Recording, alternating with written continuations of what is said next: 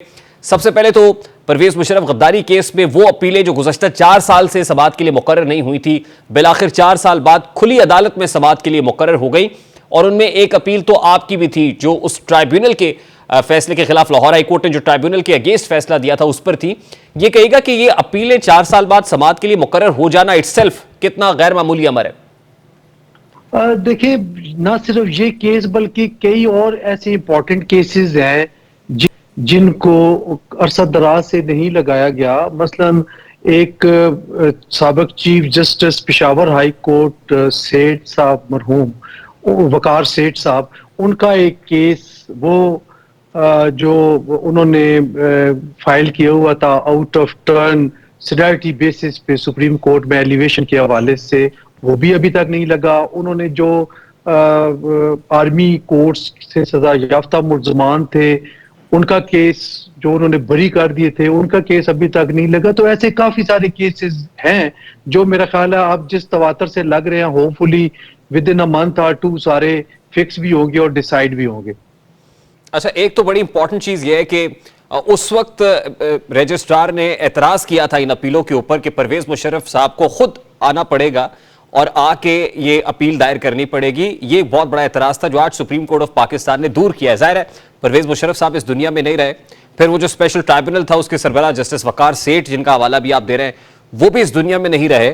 तो अब ये जो अपीलें हैं जिसमें अब परवेज मुशर्रफ साहब की अहलिया पेश होंगी और फर्दर वो इसके किसको आगे लेकर चलेंगी, इसको किस तरह से देख रहे हैं आप? इस केस का फेट क्या होता हुआ देख रहे हैं आप? देखें, कानून तो यही है और सुप्रीम कोर्ट की प्रैक्टिस भी यही है कि जब कोई सजा के खिलाफ अपील हो तो मुल्ज़म को जरूर सरेंडर करना पड़ेगा बिफोर कोर्ट और before agencies, law enforcing agencies. लेकिन इस केस में वो सरेंडर नहीं किया और उन्होंने अपील फाइल कर दी।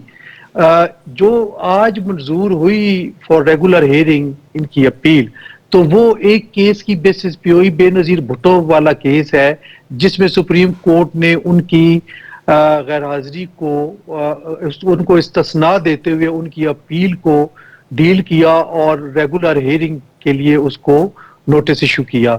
तो इसी बुनियाद पे परवेज मुशर्रफ साहब की अपील को सुप्रीम कोर्ट ऑफ पाकिस्तान के इस मौजूदा बेंच ने जो रेगुलर हियरिंग के लिए एडमिट कर लिया।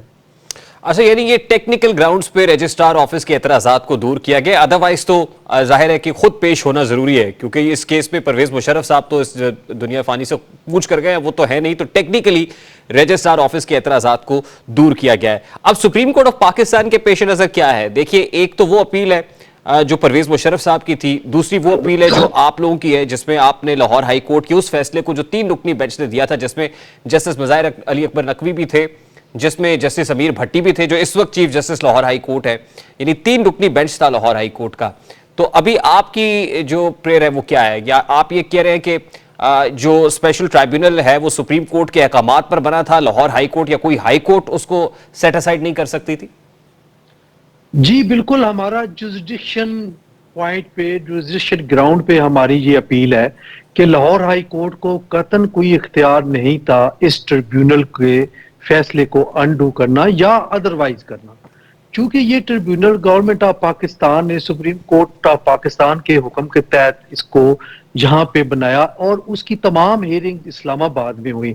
और आपको याद होगा कि उसके सरबराहान सीनियर तरीन हाई कोर्ट के जजेस हुआ करते थे या चीफ जस्टिस, और उन्होंने जो फैसला भी किया वो चूंकि 3 रुकनी ट्रिब्यूनल था और उसकी अपील आइन और कानून के मुताबिक सुप्रीम कोर्ट ऑफ पाकिस्तान के पास थी। और इसी वजह से जनरल परवेज मुशर्रफ ने वहां से बरी होने के बावजूद डिससेटिस्फाई थे वहां के अपने फेवर में फैसले को, तभी उन्होंने सुप्रीम कोर्ट ऑफ पाकिस्तान में उसको चैलेंज किया उस सजा को। क्यों? और इसीलिए आज चीफ जस्टिस साहब ने पूछा कि आप किस हवाले से आप अपील में आए, और उनके वकील साहब ने बताया कि हमने आइन और कानून के मुताबिक appeal supreme court of Pakistan में फाइल की है। हमारा केस 184(3) का नहीं है, बल्कि एक अपील जो है वो हमने फाइल की है उस जजमेंट के खिलाफ जिस जजमेंट में परवेज मुशर्रफ साहब को सजा हुई थी। अब एक तरफ तो उनके वकील हैं जो परवेज मुशर्रफ की उस सजा के खिलाफ अपील कर रहे हैं, दूसरी तरफ आप हैं जिन्होंने लाहौर हाई कोर्ट के खिलाफ अपील किया, उस फैसले के खिलाफ जो स्पेशल ट्राइब्यूनल के अगेंस्ट आया था। लेकिन परवेज मुशर्रफ साहब दुनिया में नहीं है, यानी जो ट्राइब्यूनल का फैसला है अगर उसको बरकरार रखा जाता है तो अब एक मुलजिम जो है वो तो अब इस दुनिया में नहीं रहा, तो फिर इस फैसले की सिग्निफिकेंस क्या होगी? मैं समझता हूं कि इसकी बड़ी सिग्निफिकेंस है। एक ऐसी तल्ख हकीकत है जो कि सबको माननी पड़ेगी, और हम अभी भी कन्विंस्ड हैं कि जो इल्जामात परवेज मुशर्रफ साहब पर लगाए गए थे और जिनके तहत आर्टिकल 6 की कार्रवाई हुई वो बिल्कुल दुरुस्त थे। और ट्रिब्यूनल का फैसला भी तमाम जो शहादतें हैं उनको कलम बंद करने के बाद बड़ी डिटेल के साथ ये फैसला हुआ था और बड़ा दुरुस्त फैसला था। और इसकी वजह यह है कि ताकि किसी और ताले आजमा को मौका ना मिले कॉन्स्टिट्यूशन को खत्म करने का, कॉन्स्टिट्यूशन को सस्पेंड करने का, या कॉन्स्टिट्यूशन को जो है किसी हवाले से भी वो बिल्डोज करने का। तो हम समझते हैं कि इसका फैसला सुप्रीम कोर्ट ऑफ पाकिस्तान की तरफ से आना चाहिए और ये मसला वंस फॉर ऑल सेटल होना चाहिए। आपने देखा होगा कि पाकिस्तान में अगर आप पाकिस्तान की तारीख देखें तो आपको नजर आएगा कि जब भी कोई ताले आजमा, कोई आमर आया, उसने कॉन्स्टिट्यूशन को सस्पेंड किया, कोई ऐसा अपना ऑर्डर जो है वो मार्शल लॉ ऑर्डर जारी किया, या और कोई किसी और तरीके से उन्होंने हुकूमत संभालने के लिए अपने आप को जायज करार दिया, तो सुप्रीम कोर्ट ऑफ पाकिस्तान ने उनको एंडोर्स किया। सुप्रीम कोर्ट ऑफ पाकिस्तान ने हर आमर को जिसने आइन के साथ गद्दारी की, आइन को सस्पेंड किया, उसको एंडोर्स किया। बल्कि सुप्रीम कोर्ट ने तो यहां तक कि परवेज मुशर्रफ को 3 साल के लिए अमेंडमेंट की भी इजाजत दे दी। तो मैं समझता हूं कि ये फैसला आना जरूरी है ताकि कम अज कम मुस्तकबिल में इस कौम के साथ, इस मुल्क के साथ ऐसा खिलवाड़ ना हो सके और कोई भी आइन को सबटाइज ना कर सके, आइन को सस्पेंड ना कर सके और कोई गैर आइनी इकदाम ना कर सके। तो ये बहुत जरूरी है, मैं समझता हूं। अच्छा पाशा साहब, दूसरा इंपॉर्टेंट मामला आज कोर्ट रूम के अंदर तो नहीं था लेकिन जवाब जरूर आ गया। 27 अक्टूबर को शो कॉज नोटिस इशू किया गया था और कहा गया था कि 10 नवंबर तक इसका जवाब सबमिट कराया जाए। जवाब तो आज मज़ाहिर अली अकबर नकवी साहब की तरफ से नहीं दिया गया बल्कि उल्टा सुप्रीम जुडिशल काउंसिल के ऊपर एतराजात उठा दिए गए हैं। इन एतराजात को किस तरह से देखते हैं आप? सबसे पहले तो मैं ये अर्ज करूंगा कि उनको शो काज नोटिस का जवाब जरूर देना चाहिए था और उसमें ये ऑब्जेक्शन ले सकते थे। कोई अमर माने नहीं था कि ये ऑब्जेक्शन वो ना ले सकते। बहरहाल एक बस उन्होंने मिस कर दी और उन्होंने शो काज नोटिस का जवाब नहीं दिया, बल्कि लास्ट डे पे उन्होंने जो एक ऑब्जेक्शन पिटीशन दे दी।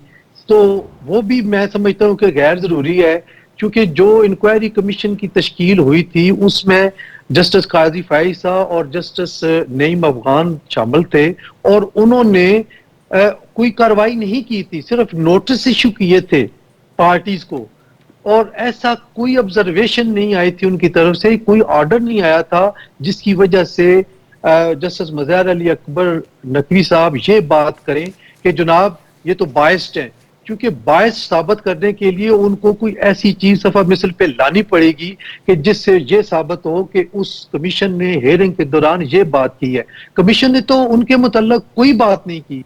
तो मैं नहीं समझता कि इसमें कोई सब्सटेंस है और यकीनन मुझे लगता है कि शायद जो सुप्रीम जुडिशल काउंसिल है वो उनके इस ऑब्जेक्शन को मुस्तरद कर दे। तो क्या सुप्रीम जुडिशल काउंसिल एकतरफा कार्रवाई भी कर सकती है? यकतरफा कार्रवाई जाहिर है इनको नोटिस जारी होंगे और एक बस उन्होंने मिस कर दिए, जैसा कि मैंने पहले कहा। उनको जवाब देना चाहिए था तफसील के साथ शो काज नोटिस का, उसमें बड़ी अहम किस्म के सवालात किए गए थे उनको, तो उन्होंने नहीं जवाब दिया और वो टाइम फ्रेम जो है वो गुजर गया। तो सिर्फ एक ऑब्जेक्शन उन्होंने कर दिया। अब इसका ये होगा कि जी अगर ये इसको फैसला करता है सुप्रीम जुडिशल काउंसिल तो फिर वो सुप्रीम कोर्ट ऑफ पाकिस्तान में वो फाइल करेंगे पिटीशन, जिस तरह के पहले हुई है, जस्टिस सदीकी साहब ने की है या जस्टिस इफ्तिखार मोहम्मद चौई साहब ने की थी। तो उनकी यही ख्वाहिश होगी कि ये ओपन कोर्ट में समाप्त हो। शायद Lastly- इसका बेनिफिट लेना चाहते लास्टली जस्टिस शौकत सिद्दीकी का आपने हवाला दिया, तो वो केस भी अभी तक है। आने वाले दिनों में देख रहे हैं कि सुप्रीम कोर्ट ऑफ पाकिस्तान उसको भी टेकअप कर ले, क्योंकि उमरता बंदयाल साहब के दौर में तो नहीं हुआ। जी बिल्कुल, वो यकीनन वो करेंगे, वो करना चाहिए उनको, बल्कि वो तो इसी इंतजार में वो रिटायर भी हो गए। लेकिन मैं समझता हूँ कि ये उनके साथ भी जाती है। वो इंसाफ के लिए दर बदर ठोकरें खा रहे हैं, उनको इंसाफ मिलना चाहिए जो भी है। और उन्होंने किसी ने उनकी किसी बात का जवाब नहीं दिया कि ये इन्होंने गलत कहा है और ये चीजें हैं, और वो अपनी एविडेंस लेके फिर रहे हैं। बहुत बहुत शुक्रिया। हसन रजा पाशा साहब हमारे साथ मौजूद थे।